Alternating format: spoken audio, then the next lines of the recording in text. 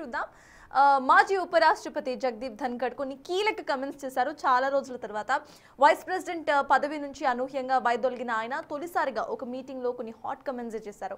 ఇవాల్టి రోజుల్లో చాలా మంది చక్రవ్యూహంలో చిక్కుకుపోతున్నారని అన్నారు. ఆయన ఇక విలువలకు చాలా దూరంగా జరుగుతున్నారని చెప్పుకొచ్చారు.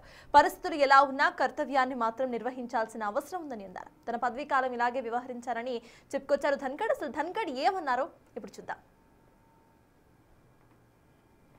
Morality, इंटेलेक्ट एंड स्पिरिचुअलिटी से कुछ लोग दूर हटते जा रहे हैं.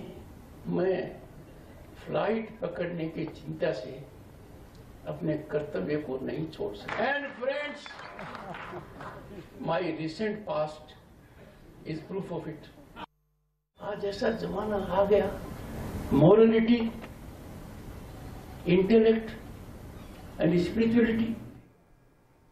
Yes, ధన్కడ్ చేసిన ఈ హాట్ కమెంట్స్ కు సంబంధించి will discuss about it. So yes sir, చాలా రోజుల తర్వాత హీ కేమ్ అవుట్ అండ్ మాట్లాడారు. అది కూడా మొరాలిటీ మిస్ అవుతుంది అండ్ వాల్యూస్ నుండి దూరంగా వెళ్ళిపోతున్నారు అంటూ కూడా ఆయన వ్యాఖ్యానించారు. అంటే ఇన్ని రోజుల తర్వాత బయటకు వచ్చి ఈ వ్యాఖ్యలు చేయడాన్ని ఎలా చూడాలంటారు? భారత పార్లమెంటరీ హిస్టరీలో మొరాలిటీకి వాల్యూస్ పాత్ర వేసిన ఎవరైనా ఉన్నారంటే జగదీప్ ధన్కడ్ అందులో మొదటి వ్యక్తి. పార్లమెంటరీ సాంప్రదాయాల్ని నాశనం చేసి రాజ్యసభను నడిపిన తీరు హైలీ అబ్జెక్షనబుల్. వ్యక్తి ఎంపీలను వ్యక్తిగతంగా అవమానించడము, అసలు ప్రతిపక్ష సభ్యులు మాట్లాడకుండా చేయడము, అధికార పార్టీకి ఊడిగం చేసే స్థాయిలో సభాపతి స్థానాన్ని దుర్వినియోగం చేయడము, న్యాయ వ్యవస్థపై దాడి చేస్తూ అసలు భారత రాజ్యాంగ బేసిక్ స్ట్రక్చర్ని ఆక్షేపించడము, ఆయన చేయని పని అంటూ ఏదీ లేదు. ఇప్పుడైనా వాల్యూస్ గురించి మొరాలిటీ గురించి మాట్లాడుతున్నాడు. ఆయన రాజ్యసభను ఒక పద్మవ్యూహంగా మార్చి తాను ఒక సైంధవుడిగా దాని ముందు నిలబడ్డ వ్యక్తి. ఇవాళ ఆయన వైస్ ప్రెసిడెంట్గా లేడు కనుక ఆయన అన్న తప్పేమీ లేదు. ఆయనకి ఎప్పుడొచ్చింది? ఆయన వాస్తవంగా ఆయనకు ఆ సంఘ్ పరివార్ ఐడియాలజీతో సంబంధం లేదు. ఆయన బయట నుంచి వచ్చిన వ్యక్తి. కొన్ని కారణాల రీత్యా రైతుల ఉద్యమ నేపథ్యంలో జాట్ నేపథ్యం ఉన్న జగదీప్ ధన్కడ్ వైస్ ప్రెసిడెంట్ చేశారు. చేసిన తర్వాత మోర్ లాయల్ దెన్ మాస్టర్గా వ్యవహరించడం మొదలుపెట్టాడు. ఆయన పశ్చిమ బెంగాల్ గవర్నర్గా వ్యవహరించిన తీరు రాజ్యాంగానికి ఏమైనా వన్న తెచ్చిందా? సో వైస్ ప్రెసిడెంట్గా ఆయన కెరీర్ అనేది రాజ్యాంగానికి వన్న తేలే. ఇప్పుడు మీకు భారతీయ జనతా పార్టీ నాయకుడిగా ఉండి కూడా వెంకయ్య నాయుడు లాంటి వారు పార్లమెంటరీ సాంప్రదాయాల గౌరవాన్ని తెచ్చారు. రాజ్యసభ సభాపతి పదవికి వన్న తెచ్చారు వెంకయ్య నాయుడు. సో అది జగదీప్ ధన్కడ్ ఏం చేశాడు?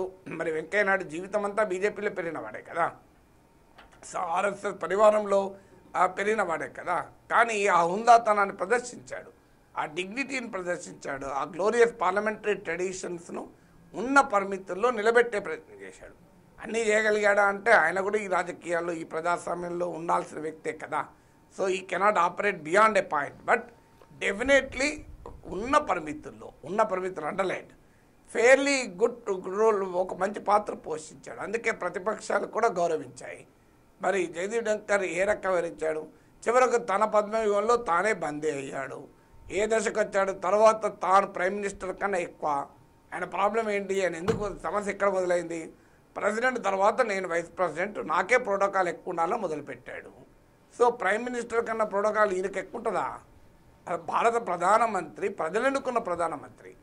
సో అసలు రాష్ట్రపతికి ప్రోటోకాల్ ఎక్కువ ఉండడమే ఎక్కువ అనుకుంటే వైస్ ప్రెసిడెంట్గా నాకు ప్రోటోకాల్ ఎక్కువ ఉండాలి అంటాడు. ప్రోటోకాల్ పంచాయతీ ఈయన ప్రజలు ఎన్నుకున్నారా? సో నరేంద్ర మోడీ దయతో వచ్చిన పదవి, నరేంద్ర మోడీ దయతో వచ్చిన పదవి, మోడీ కన్నా నేనే ఎక్కువ అనే స్థాయిలో ఆయన ఇగో ప్రదర్శిస్తే దానికి అనుభవించాడు. ఒక అధికార పార్టీకి ఒక సేవ చేసి సడన్గా ప్రతిపక్షాల వైపు ఉండి అధికార పార్టీకి వ్యతిరేకంగానే కుట్రల పనులు మొదలుపెట్టాడు. అది గమనించి బీజేపీ తొలగించేటువంటి ప్రక్రియ మొదలు పెడతానని హెచ్చరించింది. దాంతో తోకముడుచుకొని రాజీనామా చేసి నాకు ఆరోగ్యం బాగాలేదన్నాడు. ఇక ఆయన సృష్టించిన పద్మవ్యూహంలో ఆయనే బందీ అయ్యాడు కదా. Yes. So yes, sir, that's the last topic. Thank you so much for participating, sir. Thanks a lot.